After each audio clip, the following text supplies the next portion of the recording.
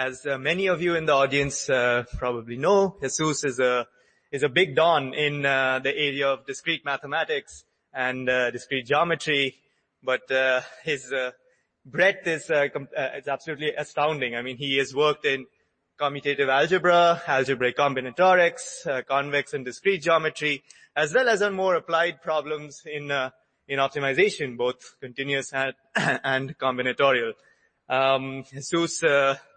Jesus's sort of knowledge and breadth is absolutely spectacular, at least for a young mathematician like me.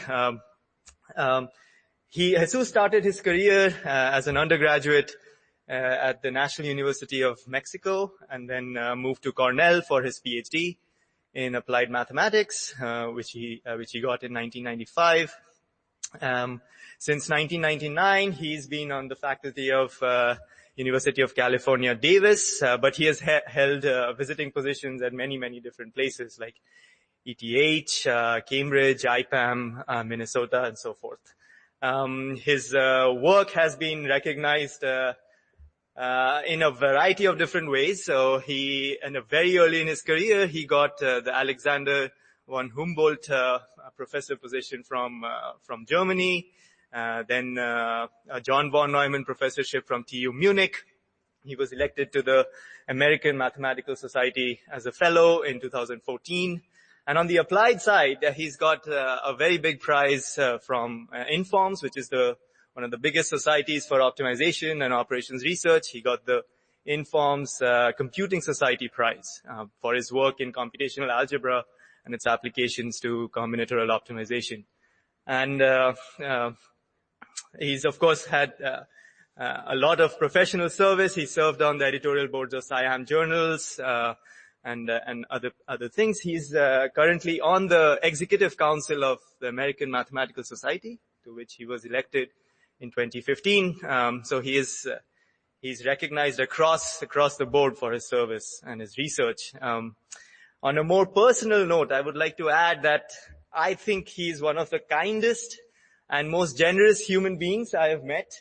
If you know him, you know that he's amazing in his mentorship and his support of young mathematicians and generally for, the dissemination of mathematical knowledge in society.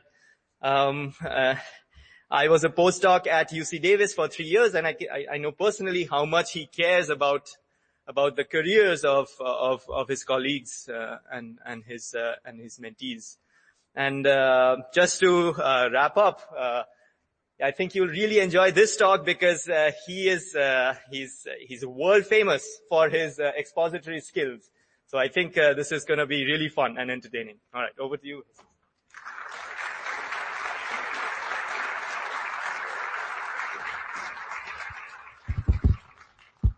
Hello, the mic's on. Thank you so much for the kind introduction, and thank you so much for coming to this talk. I will try to tell you some really cool story that I think has come over the several years.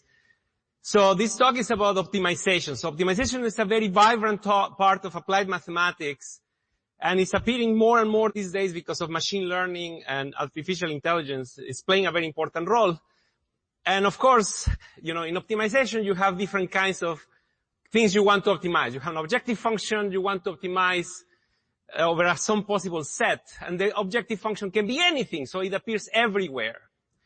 So the talk that I'm going to talk today to you is about applications of algebra, geometry, and topology in optimization research.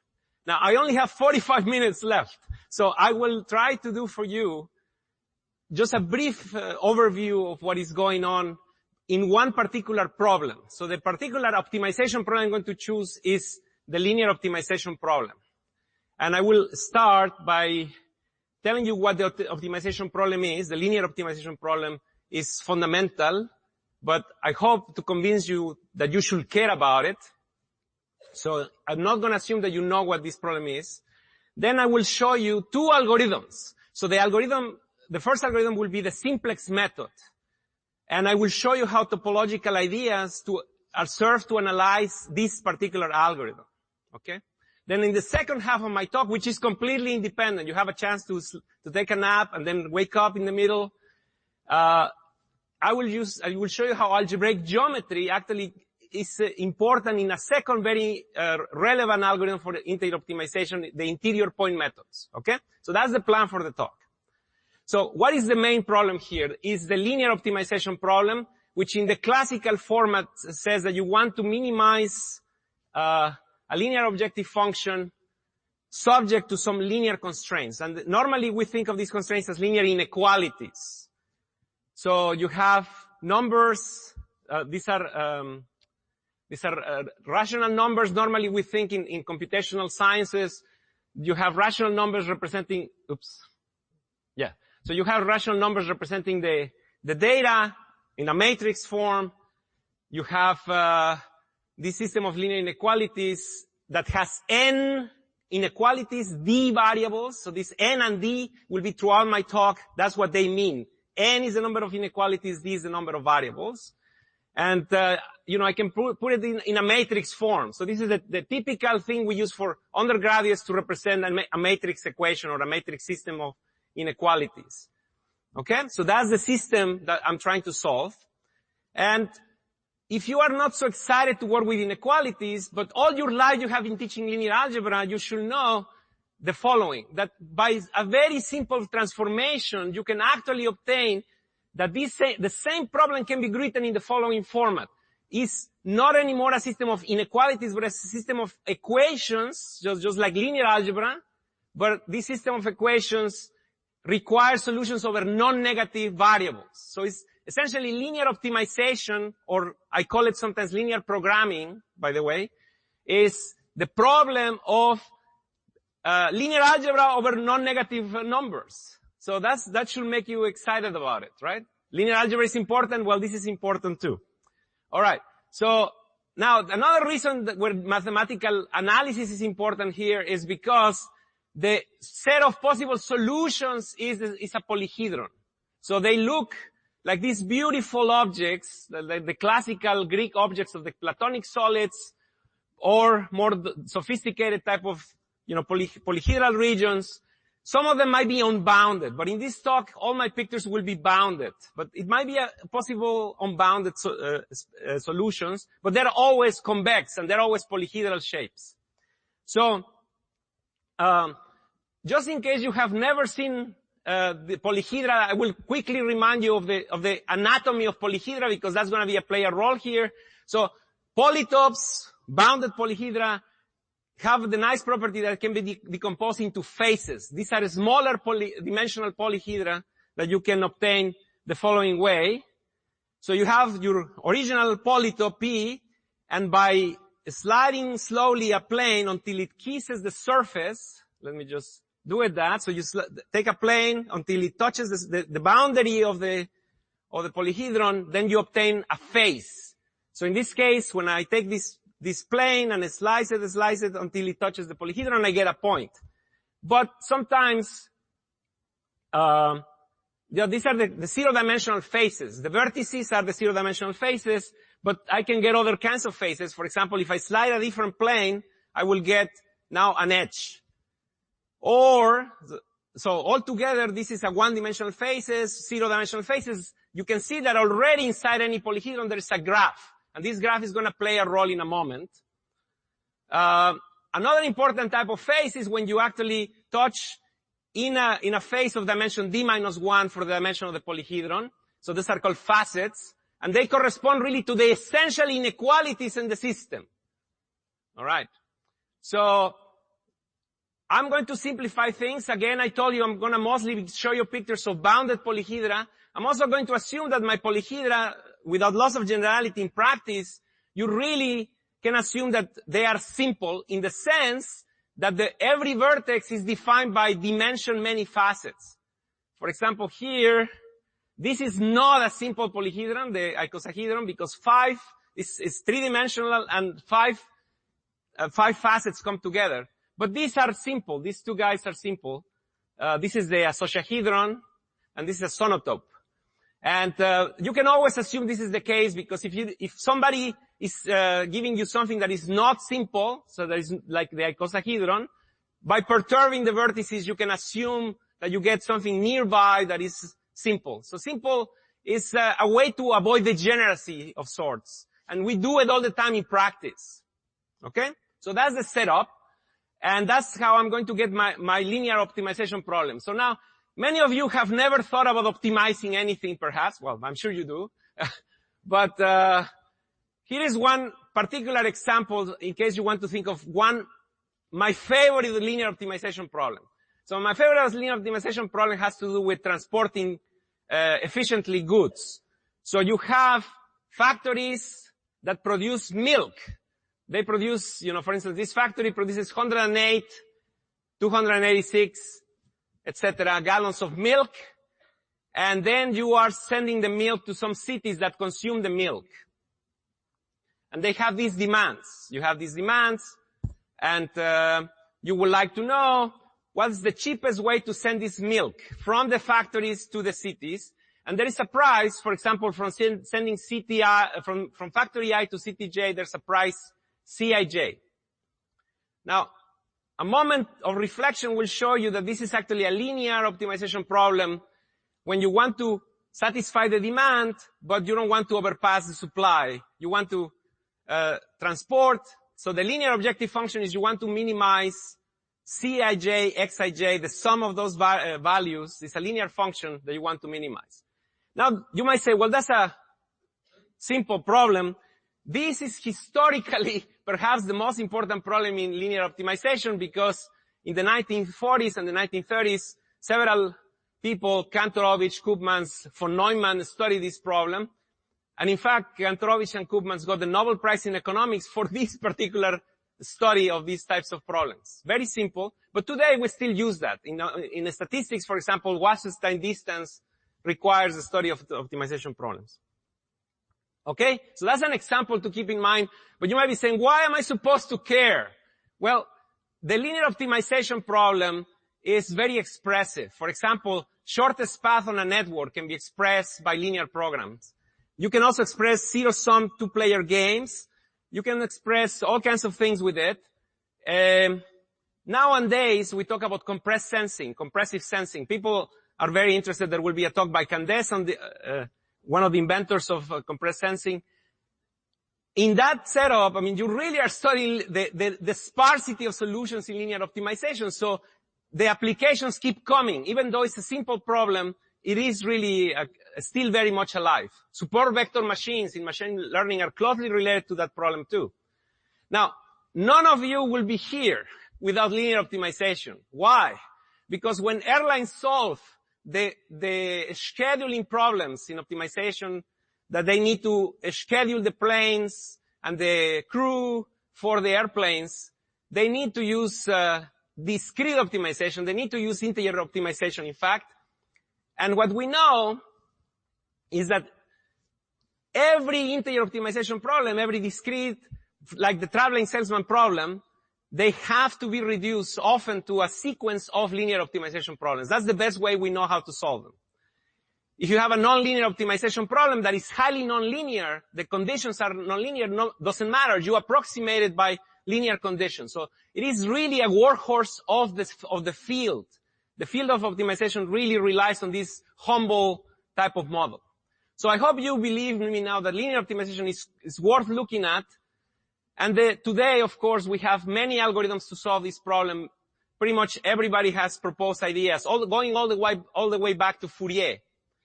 Now, today, I will talk about two algorithms. So I will start with the SIMPLEX method.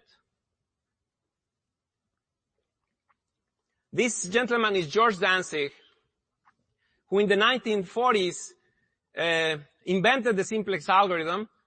He was working for the U.S. Air Force, trying to essentially solve logistic problems and for them. And so he had to solve linear optimization problems, but they were, of course, he had to invent the following algorithm. So today, I'm going to actually teach you the SIMPLEX algorithm. So remember, I just told you a moment ago that every polyhedron has a graph. So you have your polyhedron. The faces that I care right now are the graph. The one-dimensional faces, the zero-dimensional faces of this polyhedron. And now what I'm going to do is define in graph theory. This is a graph now. There's no distances really. This is just a graph, an abstract graph. I'm going to define the notion of distance. So the distance between a pair of vertices is the length of the shortest path, counting just the number of edges in the shortest path between a pair of vertices. I hope you can see the colors. There's a red and a blue vertex in my picture. So here's the red and the blue. And in this picture, you see that the distance, I claim the distance between the red and the blue is 2. Because there's a path, I'm going to show you the path, 1, 2 of distance. So 2. And that's the shortest you can do. There's no single connection. And that is the distance between the red and the blue vertex. Okay? Now, I have this notion of distance in a graph. I can define the diameter of a graph by taking every possible pair of edges, of vertices, sorry, and looking at the distance of each of these pairs. And then I take the maximum. So this graph, you can check, this particular example, every pair is a distance 1 or 2. So you have, the diameter of this graph will be 2. But if you want to think of other graphs, you can construct graphs with arbitrary diameter. Alright, so now we are ready. You know everything you need to know to study the simplex method. We take 5-7 weeks to teach this in a normal optimization class, but I'm gonna teach it to you in 2 minutes. If you have never seen this, of course I'm gonna skip a lot of details, but the essential geometry hopefully will come through. So the first observation is that if there is an optimal solution of an optimization problem, you actually have an optimal solution on a vertex, on a zero-dimensional face. But those are finite. So in principle, all you have to do is search among the vertices. I mean, of course, finite may be very large, right? So the idea is, how do you search on these vertices? Well, you start at a vertex, say you start over there at the top of the mountain. So there's an objective function telling you that you want to minimize. That's kind of your gradient, right? When we teach in calculus, gradients. So you have, this objective function there. Now, if you are not at the optimal solution already, you can actually improve. You can find an edge, one of the one-dimensional faces of the graph, and you improve. Yeah? So you improve, you move to that adjacent, vertex. Now, if that is not already optimal, you improve. Again, so you find an edge and you improve on that edge. And you keep doing this, so until eventually you cannot improve anymore, and then you have reached an optimal solution. Now, again, I skipped a lot of details. So one of the details, for example, is when you have a particular point, and is not the optimal solution yet, which of the edges that give me an improvement should I choose? Which of the edges should I choose? That is a pivot rule, and there are many different choices of pivot rules in the simplex method. And the choice really depends makes the simplex that's why we say the simplex method, not the simplex algorithm, because there's different choices of pivot rules. Now, another thing is the linear algebra. Numerical linear algebra is a hero. Right? They are heroes. You do numerical linear algebra, you need to do this fast. How do you compute the next vertex and so on? I'm skipping all those beautiful details, but this is the geometric idea. Okay, so now one of the long-standing questions is, this has been proposed by Stephen Smale as some of the most important problems in mathematics. Is there a version of the simplex method that actually runs in polynomial time? And without going into much detail, I really mean polynomial time in the input size. For example, n, the number of equations, d, the number of variables, has to matter. But the numbers might matter too. The size, how do you represent them in a computer? So, is there a version of the simplex method that is efficient in that sense? And we don't know the answer to this. But there is a related geometric question that we would like to answer. Well, is there a polynomial bound on the diameter of the polyhedron? Because if there is not such a thing, so suppose that one of your friends comes to you and shows you a particular polyhedron that has exponential diameter.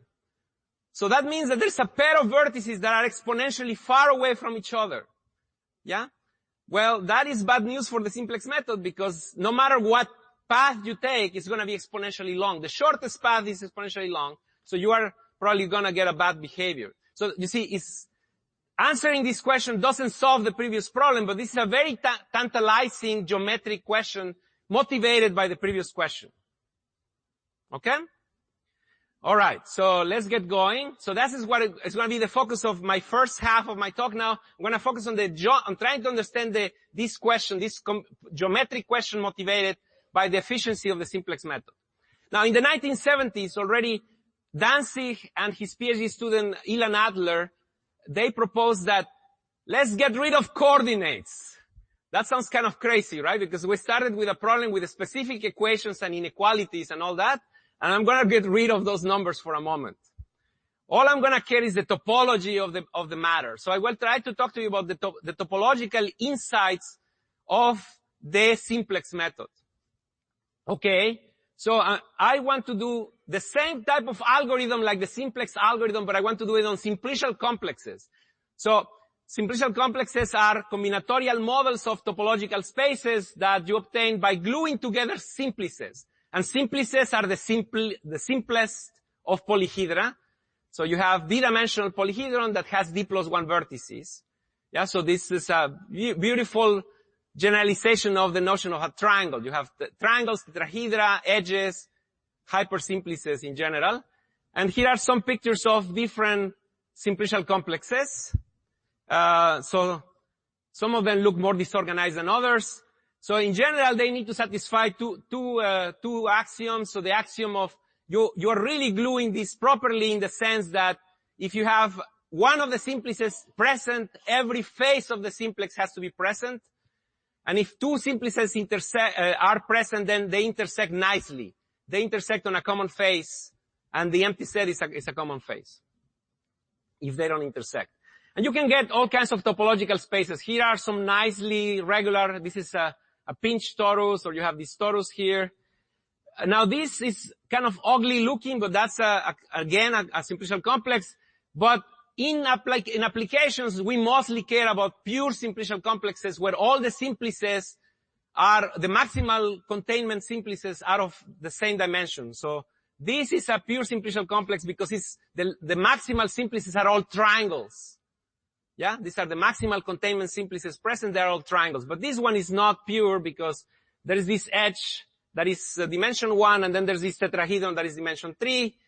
So they are not of the same dimension, so that's not pure, this is pure. And of course, in applications, we really deal with more like, they are really manifolds, they really nicely behave. But it's worth studying what can be said about these objects. And in fact, you may say, well, how can this make any sense? Well, it makes sense for several reasons. I will show you why it makes sense. So the first reason is that when you have a polyhedron given to you by a linear optimization problem, so you can actually do an operation that you have seen in your books many times called polarity. So you start with a simple polyhedron. So remember, every vertex is given by d many faces, and then you apply an operation that switches faces to vertices and vertices to facets. So facets go to vertices and vertices go to facets. And the best examples are the Platonic solids. I mean, the Platonic solids, you know, I mean, here is a cube, and inside is the polar of the cube is an octahedron. So you have gone from, the cube is simple because every vertex is defined by 3 facets here. And when you polarize it, you get an octahedron. And you see there's this correspondence between the vertices and the facets, that you go back and forth between the I-dimensional face becomes a D minus I-dimensional face. Here is another example. You have the dodecahedron. When you polarize it, you get the icosahedron. And so this allows you for every, so the study of linear programming is really the study on simplicial complexes. If you go polarity, the only difference that we have is that instead of walking on the edges, so you're not walking on the edges anymore, you're walking on the vertex, so you're not walking from vertex to vertex using the edges, you're walking from facet to facet, from simplex to simplex, if they share a common d-1 dimensional phase. So here's an example. When I started talking to you about the simplex method, I was walking from this vertex to this vertex to this vertex in this path. But if I go to the polar, what I'm doing is I'm walking from this facet to this facet to this facet. So I'm walking from triangle to triangle. And there's a notion of diameter and a notion of distance that is the same. So the distance will be the shortest path, but you're walking on a path that uses facets from facet to facet to facets, from simplex to simplex to simplex. Okay? So that's the plan. So we have at least the evidence that everything we are doing is really done in simplicial complexes. Okay, so there have been a lot of people interested on bounding the diameter of simplicial complexes. And the diameter of simplicial complexes today, these are 3 bounds that these wonderful people have obtained. For example, Kalai and Kleiman obtained this kind of exponential bound. I mean, they're all exponential bounds on the input data. So the number of facets, n, remember n and d, number of facets and the dimension appear on the formula, but they're all exponential. And they prove, these wonderful people, they prove this essentially, they thought they were doing this for polyhedra. They were doing it they were thinking originally in terms of coordinates, if you want. But then it's very clear, if you look at the proofs, that these don't depend on the coordinates. So the proofs, in 2010, Eisenbahn, Henle, Rasborov, and Rothbos, they actually show that all these bounds, they are actually just for simplicial complexes. So they don't really use the geometry, the coordinate geometry at all. They just use the topological information or the adjacency information, if you want, the combinatorial part.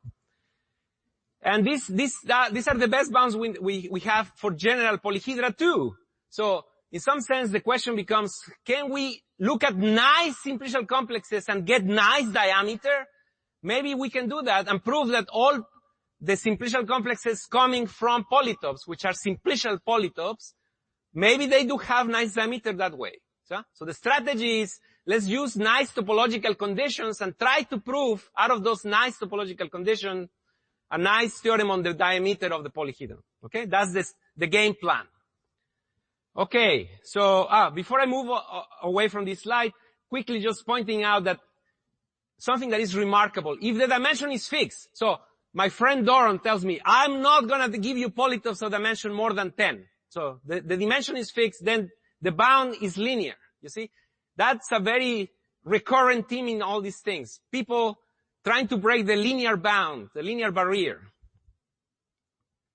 Okay, here is my favorite definition of a nice simplicial complex.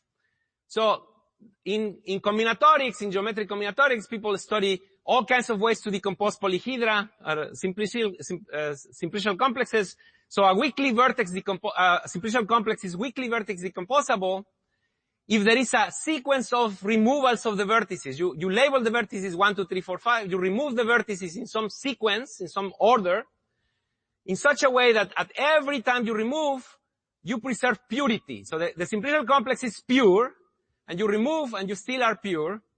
And so this process eventually has to terminate with a single d-dimensional simplex. You never go down on the dimension. So I'm going to illustrate it here with this example. So you start with this simplicial complex, and I delete the vertex number 2. So here it is. I deleted vertex number 2. I'm still pure, and I can delete now number 1, and I finish. I arrive to a single triangle. So it started with 2-dimensional simplicial complex, and I end with a single simplex of dimension 2. Okay, so that's an example of something that is weakly vertex decomposable.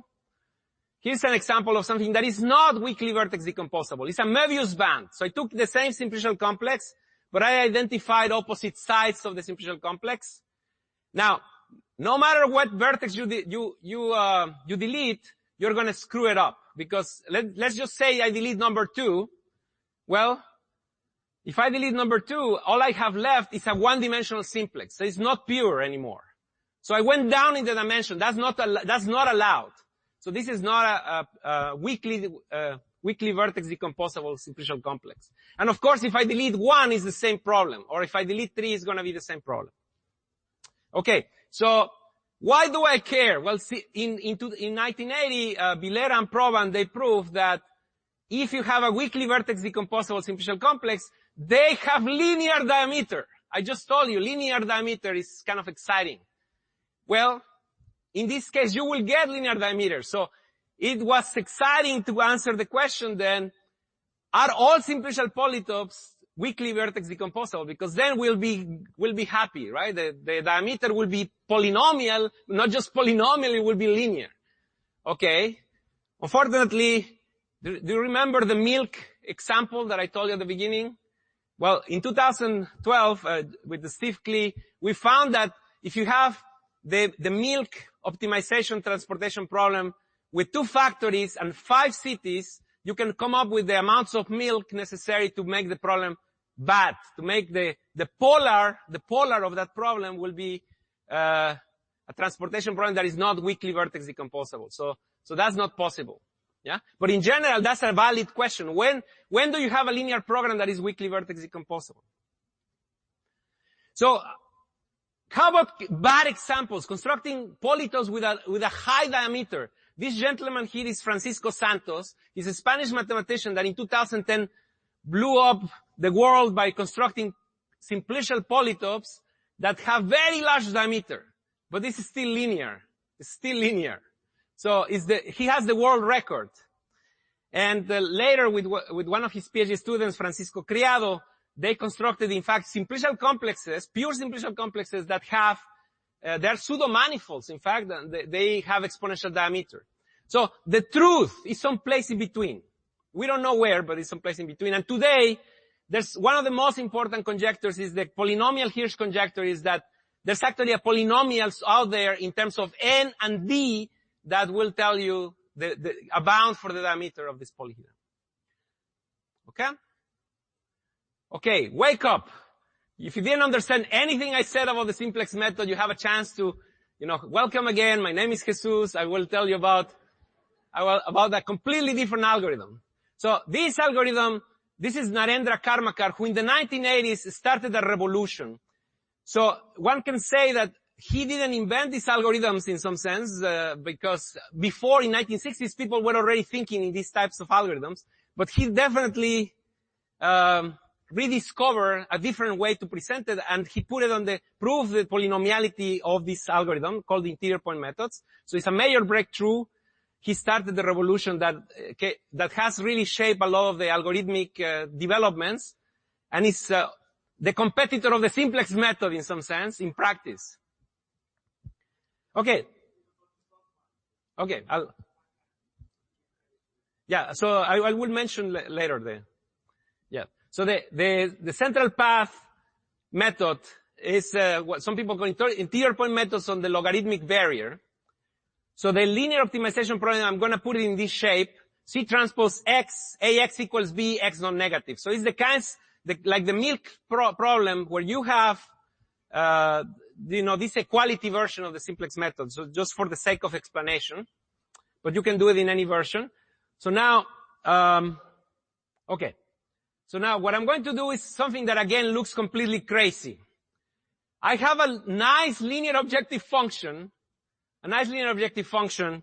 that I'm going to add to it a logarithmic barrier. So I'm going to add mu times logarithm, the sum of the logarithms of the absolute value of the variables. So I penalize that the variable goes to 0, right? So it cannot go to 0. That means that it doesn't go to the boundary of the polyhedron. It's forbidden to go to the boundary of the polyhedron. So I'm going to optimize this function. And, if you are teaching calculus, or if you're a student taking calculus, there might be some students here, what's the first thing you do? Well, you try to take derivatives and all that kind of thing. So here is very natural to look at the maximal solution, the optimal of this value. Of course, the optimal depends on mu. You have this parameter mu, and for each choice of mu, you're gonna have one optimal solution, because this function is concave. You have a concave function, and the optimal of this function is what I'm looking for. Now notice that for each mu, I have an optimum, and when mu is equal to 0, I'm actually going to the optimal solution of the linear optimization problem that I had. So I'm walking toward the solution by changing mu every time. So here are some values of mu. I hope you can see them. So this is so this is with mu very large. I don't remember what mu is. Close to 100. You can see the optimal is in the center, kind of the polyhedron. Then here is another value, mu equals 10 or something. So it's moving. You see the optimal is moving. And then this is getting closer and closer with mu equals 0. You can see the optimal is getting closer to the optimal solution, which is a vertex. You remember that I was telling you from the simplex method, the optimal solution will be some kind of vertex. It's on the boundary for sure. So in this picture, by taking different values of mu, you are approximating this. So this is the way that many people in the 60s thought about it. Fiacco and McCormick, they were thinking about this, but it was forgotten. Anyway, so this is the interior point method, one of the principles of interior point methods, where you take different values of mu, and then you compute at each value of mu, you have one optimum. You find this optimum by Newton's method or some numerical optimization but this is nice because you get a single optimum that traces a path to the optimal solution. So you are going to have this central path. It's called the central path because it doesn't touch the boundary until the very end. And so you have to find the optimum that way. Now, we live in a real world, and in a real world we cannot compute infinitely many mu's, right? For each mu you get a point in this curve. But in the real world, you don't have infinitely many time. You don't have infinite time. So you have to compute a sample of this mu. So it's a discrete process anyway. And it's also an inaccurate. It's an approximation. You make mistakes, or there's an error on finding the optimum. So in real life, what you end up doing is you have a piecewise path.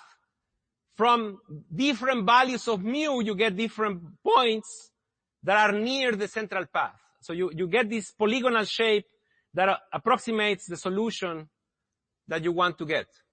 Okay? So you go from mu equals infinity to mu equals 0. Okay. So that's in a nutshell, the interior point methods with logarithmic barrier. And, so here's a cartoon explaining the process. So you have the real central path is in the center that is approximated by this piecewise linear path until you get close enough to the optimal solution, and then you know which vertex is an optimal solution. Okay? Now, in reality, you would like to know how efficient is this algorithm. So, am I gonna take exponentially many steps sometimes Karmakar's great contribution is to prove that this actually is polynomial. So it's polynomial in the input. So this depends, in fact, on the numbers that you feed to the computer. The approximation will require, the approximation will require that you get close enough to the optimum, right? Okay. Now I want to take a different point of view of interior point methods than most people take. So I want to think of the central path exactly. Because the reason I want to think of the central path exactly is because, at least intuitively, I think you can see that if the central path is very curvy, then the number of steps has to grow, right? Because if you have a very curvy path, you are following that path somehow, you're approximating that path. You have to take more steps to do that. So it's a natural question to understand how curvy the central path is, and I need to tell you what I mean by curvy. So the notion of curvature here is the Gauss curvature. So it's defined the following way. Let me start with the two-dimensional example I have here. So you have this two-dimensional path, this two-dimensional curve, and at each point of the curve, I'm representing here one tangent unit tangent vector at each of the points of the curve, right? Now, the Gauss map takes that vector and maps that to the unit circle. So I take each of these tangent vectors and map them to the unit circle here, and that as I move on the path, as I move on the curve, I'm tracing an arc of circle. I'm tracing some kind of arc of circle. So that's the curvature I'm talking about. It's the arc length, the arc of circle, the distance that I'm traveling on the unit circle for this planar path. Okay? Now, this is a free country. I can do I can do this anywhere. I can take any curve in any dimension. I take the tangent vectors, the unit tangent vectors, and I actually plot the same thing, but it's not going to be in the plane. It has to be in a unit sphere of dimension D. Okay? And that's the Gauss curvature. And the question that I'm interested to study is, what is the Gauss curvature? What is exactly the Gauss curvature of the central path?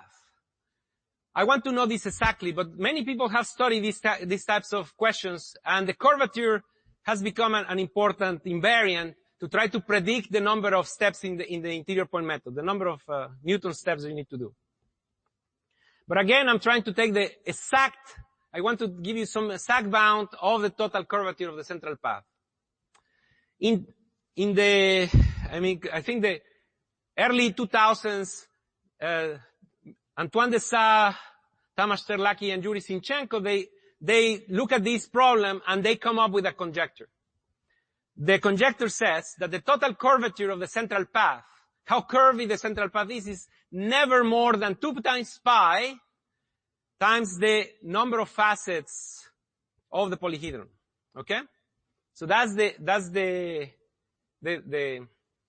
conjecture they stated. And in the last minutes I want to tell you that this conjecture was disproved. So there's a recent solution, and what is remarkable is that this solution requires new methods from algebraic geometry. So in 2017, Alamijon, Ben-Shimol, Govert, and Josvik, they published a paper where they actually constructed explicit linear optimization problems that have 2 R variables and 3 R+1 constraints, linear inequalities, such that the curvature of the central path is exponential in R. It grows exponentially. And the construction requires, so as a consequence, the logarithmic barrier methods, so at least some kinds of logarithmic barrier methods, cannot be strongly polynomial. You really will need to use the numbers, the size of the numbers to these calculations to get to the optimal solution approximately. So this is a big consequence of this result. But to me, the result is exciting, but the technology is new. So the idea of this, one of the key starting observations of this problem is that the central path, I didn't describe it to you that way, but it's actually an algebraic variety. There is a system of equations, explicit polynomial equations, actually, these equations, and we can explicitly tell you what they are, that describes the central path as a curve, as an algebraic variety. Now, I put this picture here because in optimization, people always think as just a tiny piece of the central curve. But as an algebraic geometer, when you think of it as an algebraic geometer, you see the whole infinity of the curve. So the curve continues, right? It's the Zariski closure of that. So we can, with Bernd Sturmfeld and Cynthia Vincent in 2014, we can give you explicit equations for the central path that I described to you, the primal central path. We can tell you the degree of this variety. But the thing is that using the tropical version of these varieties, you can actually understand the curvature. So what's tropical geometry? Tropical geometry is an exciting field, and I only have about 6-7 minutes to finish.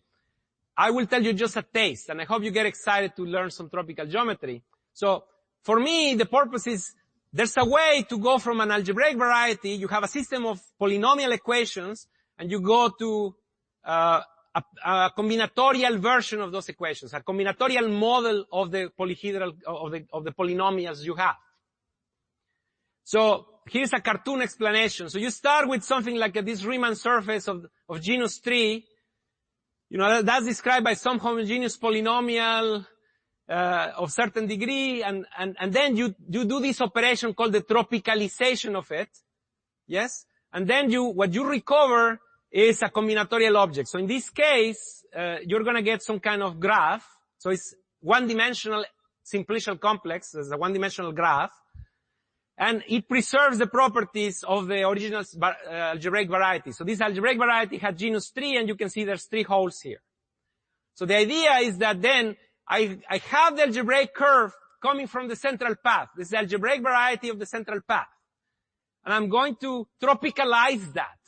Yeah, I'm going to tropicalize that. So the problem of curvature was a heavy-duty integral. I couldn't do integration so easily to compute the exact value of the curvature, or the Gauss curvature. But by this trick, I can actually compute it exactly because it becomes the sum of angles, just of angles in a polygon. Okay, tropical geometry requires tropical arithmetic. So back in, in elementary school, you learned that 1 plus 3 is equal to 4. Well, not in tropical geometry, because you use the tropical arithmetic, where the plus addition is the max, you have plus is max, and the multiplication is the plus. So this is the max plus arithmetic. So some people actually call tropical geometry the max plus geometry. That's how it started, the first name in the 60s, I think. So here, for example, 1 plus 3 is equal to 3, because the maximum of these two numbers is 3. But then 5 times 0 is not 0 anymore, it's just 5. Okay?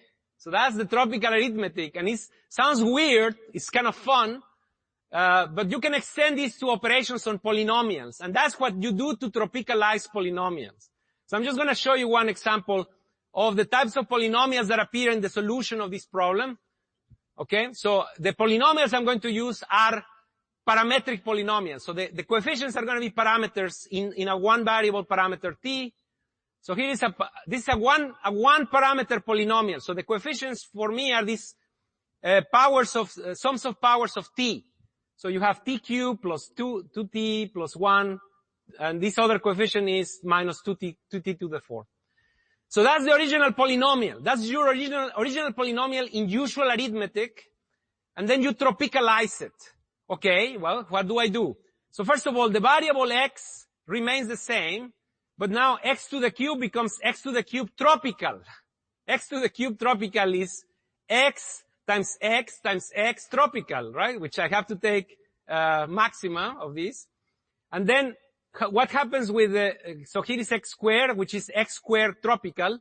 Now the coefficients, what happens with the coefficients? Well, the coefficients, instead of keeping the polynomial itself, I just take the leading term, the leading exponent of that polynomial. So here I have t cubed, so that's the 3 that you see there. And here I have t to the 4, so that's the 4 you see there. I only care about the asymptotic behavior of this polynomial. So it's, roughly speaking, you're capturing the asymptotic behavior in t. Okay? So that's tropicalization of polynomials. And yes. But in real life, what does this mean? I told you this is a tropicalization of this polynomial. But remember, behind everything is the real arithmetic that you learn in elementary school, the one that your teacher taught you in elementary school. But this complicated polynomial is this polynomial that in reality is just a max plus operation, right? Maxes and pluses only. So that means that now the complicated polynomial that you started with is characterized by a simple maximization of of linear functions. So you have this max of 3x, 3 plus 2x and 4. Right? So if you want to evaluate this polynomial at the value 5, well, you just have to look at what is the maximum of 15 plus 13 plus and 4. So you can just evaluate that because you have a maximum between linear functions. Okay? So just to conclude, so then Josvig and well, all this wonderful group of people in France and Germany, they constructed parametric linear programs. So for every value of t, I have one linear program. And for every value of t, I have one central path. But the point is that if I tropicalize this, it gives me a tropical version of the same linear program. Okay? Which is now represented by these linear inequalities, but these inequalities have this maximum value. So what happens is that everything that was the central path is tropicalized with it. And you get the following types of pictures. So the tropical region, so the possible solutions is not a convex anymore. It's a polyhedron. It's piecewise linear, but it's given by these, twisted lines, line segments. And then you have the central path goes through the center. Sometimes, here is going kind of through the center, but it's polygonal. The point is it's a polygon. So I'm showing you two central paths for two different objective functions. And here, for example, the central path actually is on the boundary, like in the simplex method. Yeah, so when you tropicalize, you get a simplified picture that is all polygonal. All the angles that you want to measure are actually polygonal. So in my last seconds, I want to just conclude with some comments. So I only had time, 40 minutes, to tell you about optimization, algebra, geometry, topology, with the linear optimization problem. But this is applicable to all kinds of optimization problems. In this conference, there was an AMS short course on sums of squares. So that shows you how real algebraic geometry impacts global optimization with polynomial constraints. Tropical geometry and game theory are really closely together, and that really brings a lot of interesting connections. If you study integer optimization, discrete optimization, like the traveling salesman problem type problems, you really want to understand lattices, geometry of numbers, convex geometry. And I hope you got to see in my talk the diversity of ideas really brings powerful tools to solve really interesting problems. So I invite you to imagine what will happen if we had more people, a larger and more diverse group of people thinking about problems in mathematics. Thank you.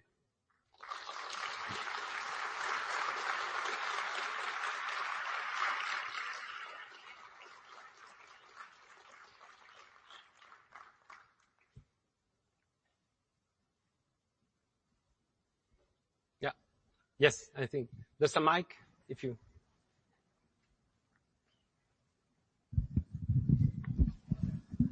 Just a couple of quick questions. This term tropical sounds very sexy. Who invented the term? And number two, did anybody do any study in the abstract notion of semi-tropical ring or whatever? Yeah, so tropical geometry, I think, is attributed to French mathematicians. So Brazilian mathematicians were doing this type of max plus algebra already in the 80s and 70s.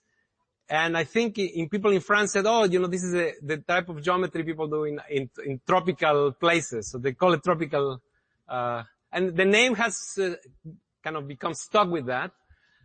There's several books where you can study all kinds of interesting, there's a wonderful new book by McLagan and Stunfels on tropical geometry where a lot of you can learn about the tropical rings and semi-rings. It's a very interesting topic, and it has a lot of interesting applications. Yeah, I was wondering if you could talk about if some of these. I was wondering if you could talk about whether or not some of these techniques have started being used in things like machine learning, and if this has been adopted within the AI community yet, or if this is still so new that it hasn't been applied to any machine learning type of algorithms. Okay, so the optimization is central to machine learning for sure. I mean, essentially when you're doing neural network training, you're doing solving optimization problems. I will argue that the general principle of every kind of mathematics applies to machine learning. Yes, such a thing is happening. We see a lot of topological data analysis, for example, where you are bringing tools from topology to really understand data, the structure of data, and these kinds of things. So these methods of tropical geometry in particular, I'm not sure, but I suspect there are people doing that too.